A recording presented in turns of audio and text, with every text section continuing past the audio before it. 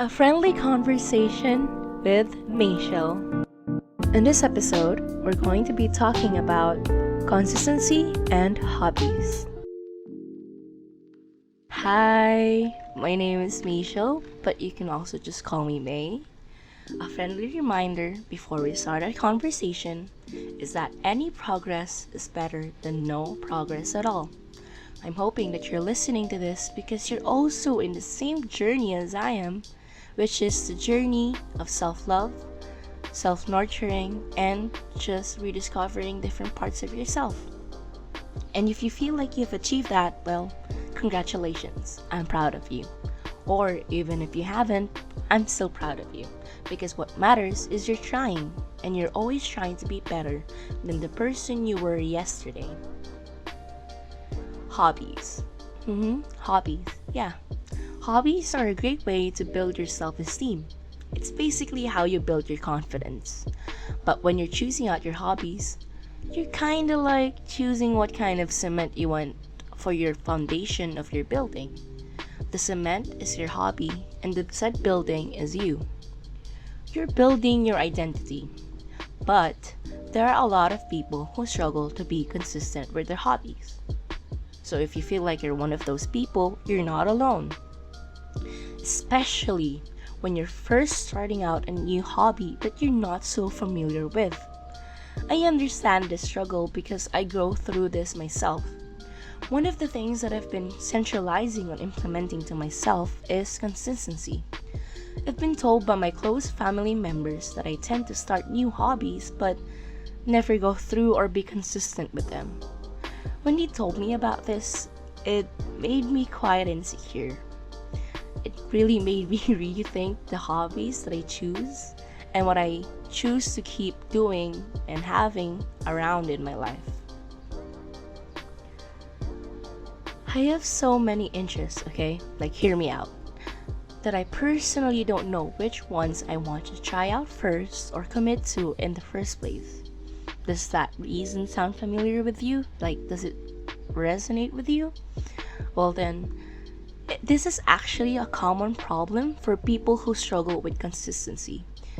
Because it feels like when we have so many interests, it feels like we have so much choices, so much options, that it feels like we don't know which ones we should start out first or which ones we want to keep going in our lives. And that's okay. That's why I started writing down the things that I really liked, then someone liked, then something that I would just avoid doing. This made me become more self-aware of the type of person I actually am. I realized that I tend to get frustrated when I don't immediately start out good at the things I try out, such as playing the piano. Yes, I used to play the piano. I realized it was because I kept comparing myself to other good pianists that started out early. And that wasn't what a hobby is supposed to be. It isn't a competition, it isn't about someone else's progress, but it's your progress, and yours alone. Hobbies are meant to be something we enjoy doing that also gives us a potential to grow, to learn about ourselves, and to just completely embrace what we find enjoyable and what we don't find enjoyable.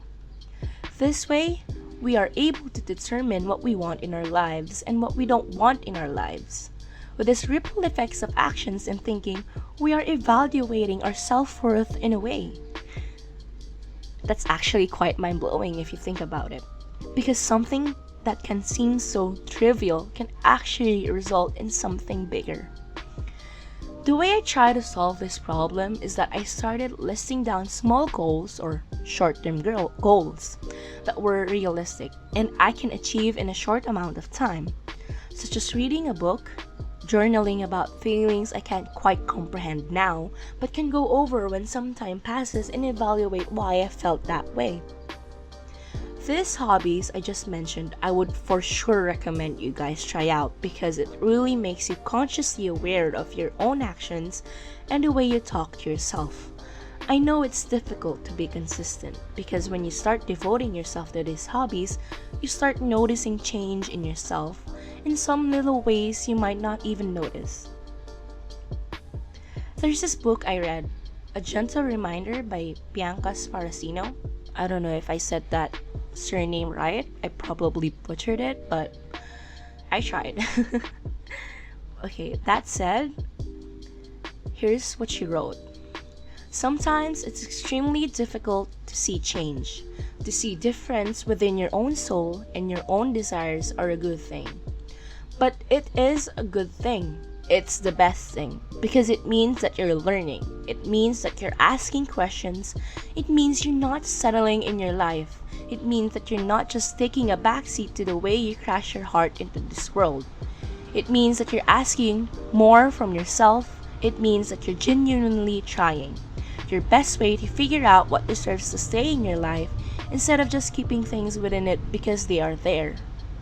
That was a whole paragraph I probably won't forget for the next few years or decades even. This was something I needed to hear or read, and I thought that maybe you, my dearest listener, need to start realizing that change isn't something you should fear, but something you should embrace. It means you're adapting, you're growing, and you're not stuck in the same place. An advice, don't get too comfortable because it's dangerous. Because it means you're not venturing out to the new things that could potentially help you grow. That's why I say go. Go venture out and try out new hobbies. And if you enjoy it, keep doing it as long as it doesn't hurt anyone else, right? Like, don't give a F about what other people think about it or think about you. Because this journey of self-love is about you. And before I say goodbye, I'd like to ask you, would you be happy to see yourself 5 years from now? Would you like to be in the same place 5 years from now? Now go ponder and wonder. That's all. Hear me out on the next episode of my podcast. Bye.